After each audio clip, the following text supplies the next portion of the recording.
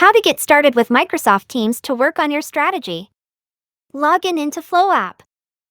Find Teams Login on the left menu and click on it. It will open a new window or tab that takes you to Sensum's Teams login page.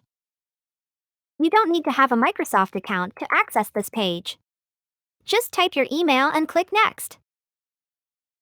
The system will send you an email with a code.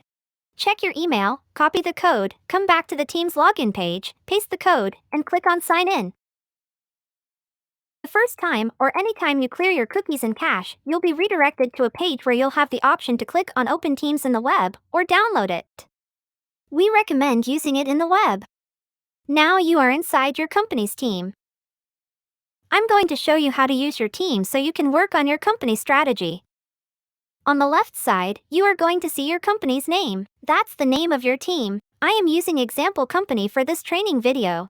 Within your team you have two channels. A general channel that can be used to help you post relevant links from your research, to share information with your consultant, or to communicate with your consultant. The business strategy channel is where you go to access your toolkit online. Anytime you want to work on your company strategy, you are going to open Microsoft Teams. Go ahead and give it a try. If you need help, please reach out to us using the chat within FlowApp.